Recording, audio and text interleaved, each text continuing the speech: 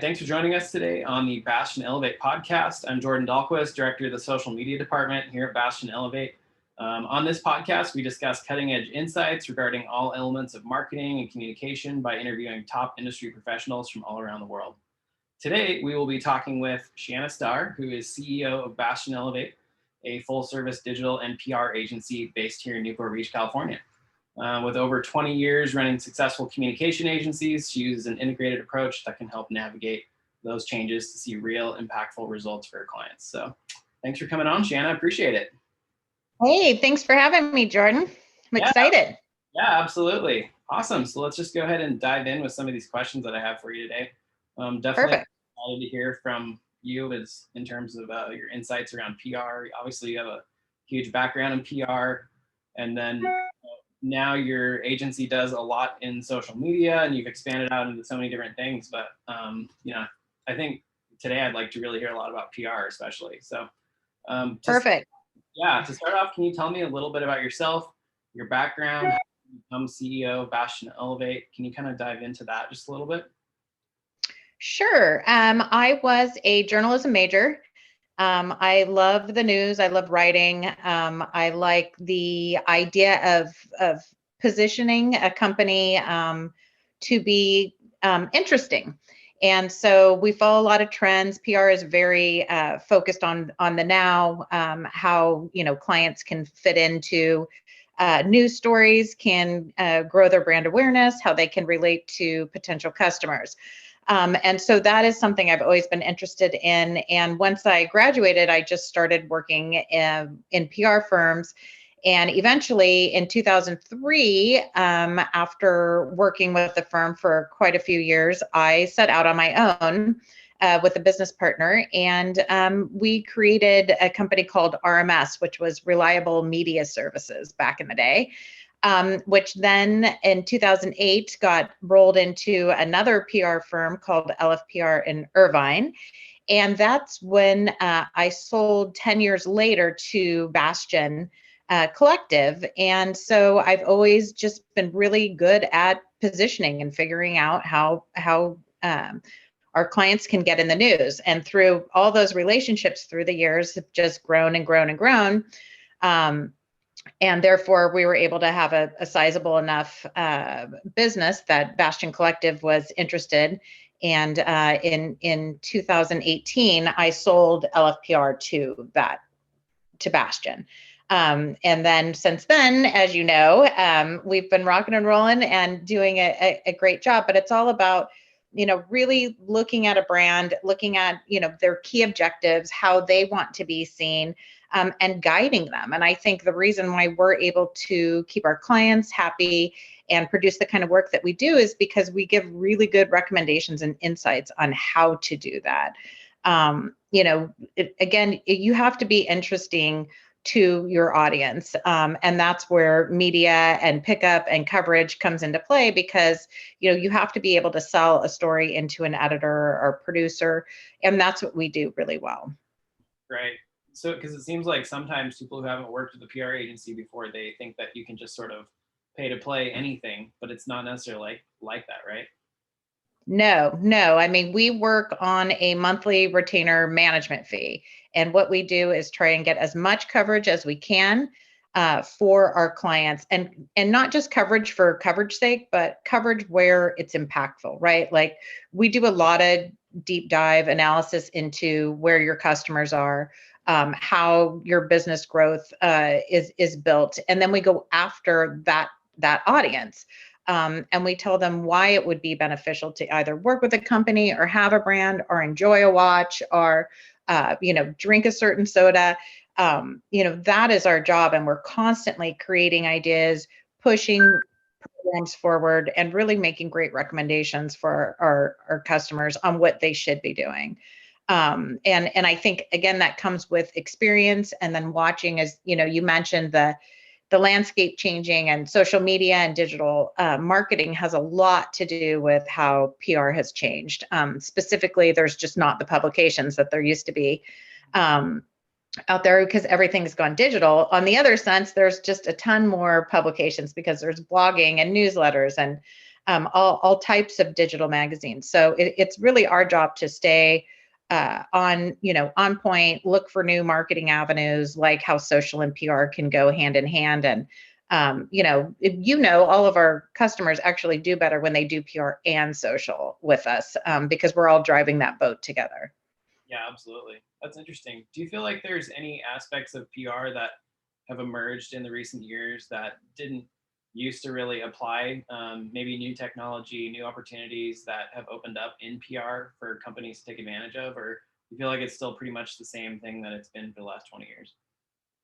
I think the approach has totally changed. It used to be very news pegs, like a new product would come out and then you do a press release and you'd figure out a launch plan for this product. And it was more along a timeline. I think now PR is all about taking advantage of what is popping, what's trending, what's available for the clients now. It used to be trade shows and very very regular type of marketing things that a company would do. They'd go to a trade show, you'd have a press release, there'd be a newsroom. I mean, now it's just, a million things happening at once.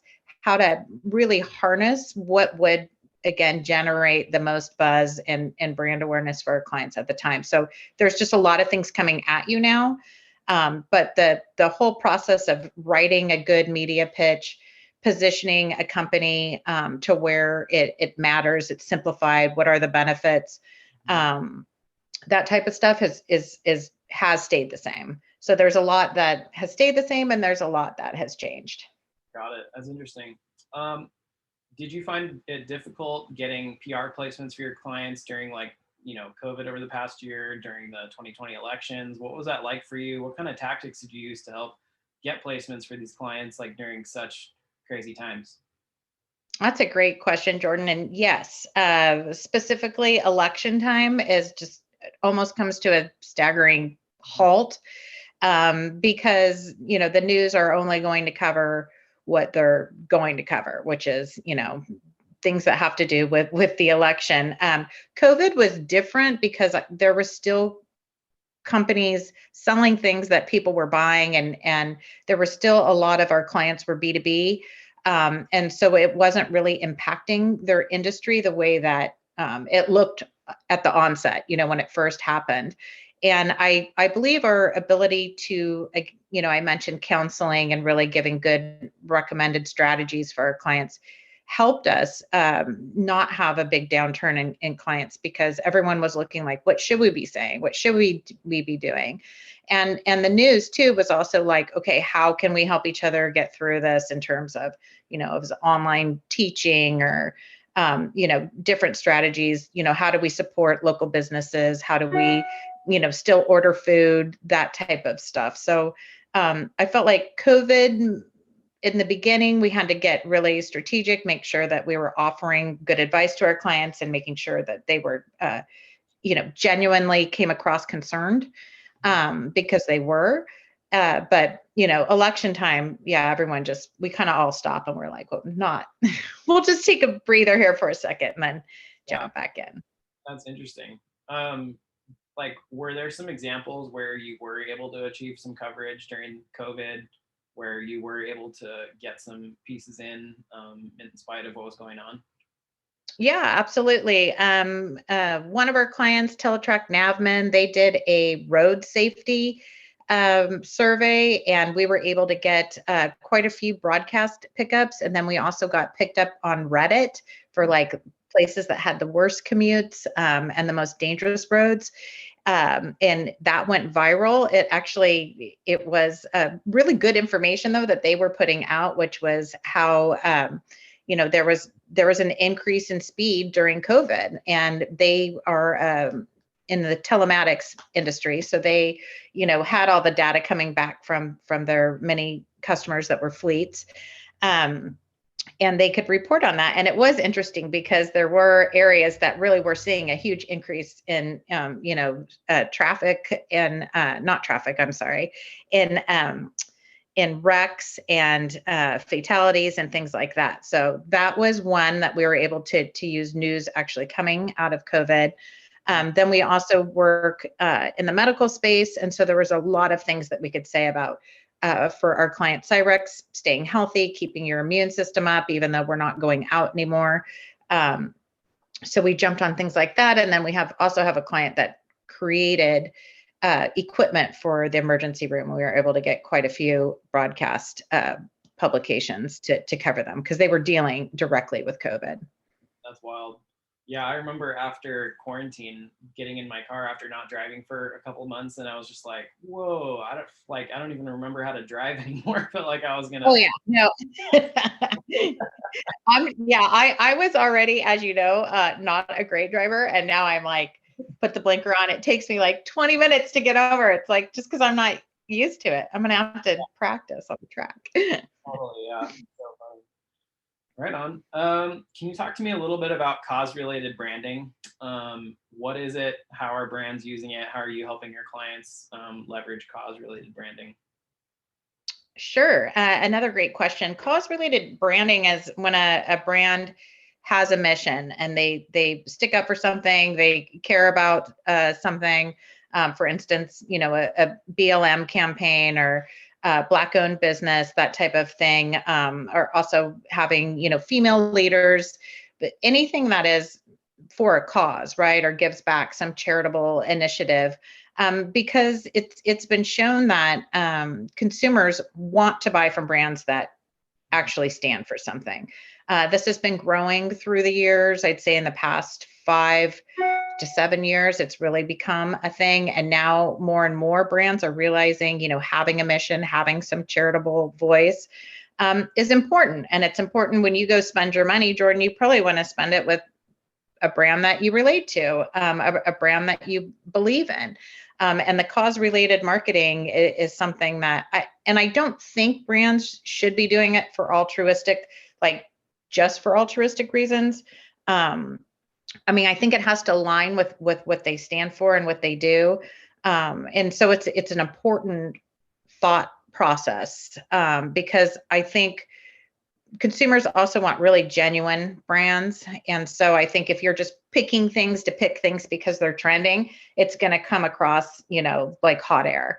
And so when we're talking to brands, we definitely relate to brands that are doing good for the environment or doing something for the ocean or, anything that is helpful to overall society and a bigger impact on our lives. But it needs to align with the brand, and they actually really need to do something other than just giving a percentage of funds or they need to do, like, if we were doing something for ocean cleanup or we should all go out and have a day, Earth Day or whatever, where we're picking up trash on the beach. You've got to just do more than give money. But it is a good marketing idea because, again, it gives you something to say, and consumers like to buy from brands that supports what their beliefs are too. And most people do want to make the world a better place, hopefully. Yeah, absolutely. We actually just completed our mentorship program, which was pretty awesome. Getting to talk to all these young people about what we do in marketing and seeing if they're interested in possibly interning or being a part of it. So that was pretty fun as well. Awesome. Awesome. In any of your client brands, have you seen cause-related marketing really be effective in not only helping, the cause, but even, attracting customers that want to be a part of that cause? Yes, we've done a lot of nonprofit work through the years in our experience. I think I can't come up with a specific campaign that I can reference right now. Other than, we did a lot of work in mental health, and we promoted the suicide hotline and charitable fundraisers and things like that, but that's like a actual business that's what they do. They work in mental health. So it wasn't like it was Coca-Cola getting into mental health. So I don't have a really good example of that, but I know that we have tracked the importance of cause-related marketing. And I think for us, when I get a client who is looking for a PR firm our social media and they have a mission and they have a charitable contribution, I want to work with them more. It makes me like them better. And I think that they're doing something really good. For instance, High Peach has an initiative where they give back to girl media, and it is for underprivileged girls to learn about media, social media, to get into marketing. And it's a really great program. And so High Peach also, they have interns that come in, but they also give a portion of their revenue from High Peach into the girl media, which I think I'm saying it wrong, but it's something like that. It's impactful. Like, it's important. It made us want to work with them. Yeah, that's so cool. So, obviously during COVID over the past year or year plus now, a lot of businesses are struggling. And when businesses are struggling, marketing budgets are some of the first things that gets cut, like PR, social media, digital, everything gets reduced, since that's sort of the fat around the edges, you might say. So, with all the businesses closing their doors over the past year or cutting marketing budgets, agencies have been dropping like flies. They're just closing their doors left and right. There's not enough marketing business out there to be delivered over the past year. So I'm curious, what has it been like being the CEO of an agency during such a hard time, when agencies are just barely making it through, barely surviving? What has that been like for you? In the beginning, it was super stressful, because it was like, we know from past experience that marketing budgets are the first to be cut. We're not keeping lights on, but we are keeping customers in the door. We're for social media, we're keeping constant communication going. It was really the team at Bash and Elevate that stepped in, really acted again as partners to our clients. If we, cut some budgets, we would do it for our clients. We, didn't need to do that as much, again, because, I think most of our customers really realized that we were a partner in this, and we were all trying to figure it out. And there were ways that we benefited from COVID happening. But it's really the team, I think, goes above and beyond. And so, we were able to navigate some scary months in the beginning, but we came out on top. And I think, the recommendations from our clients really have proved to help grow our business. And I think, anybody in marketing that unfortunately took a hit, it is a painful time, but you really have to position yourself as not just a friend, but someone who understands what's happening to that business at the time. And I think that's where our deep analytics and research goes in when we're working with customers. Like, we really do try and understand that space, so then we can make those recommendations and we can all move forward together. And clients remember that. Clients remember you, taking a hit with them, or holding their hand, or just counseling, like what should be done next. So, fortunately for us, we were able to navigate it, but it really was the team and the output of the results. That's amazing. So cool. Yeah, well, I'm excited for future growth and getting out of this COVID mess, and it's going to be great. So if anyone out there is watching or listening and wondering, if a PR campaign is right for their company, how would you recommend they get started, even if they've never worked with a PR agency before? Just do some due diligence, look on the agency ranking sites, try and find a firm that, works within your space and or has some experience that they can speak to, and just call them up and set up a discovery call. I mean, the main thing that, we always want to hear is, what goals do they have? What's the end result? Is the end result to get funding? Is the end result to get bought? Is the end result just profit? So we want to hear too from potential customers, like, what do you want? How can we do it? And, we won't take any client that isn't a good fit for PR. Maybe they do better in social. Maybe they need an influencer program.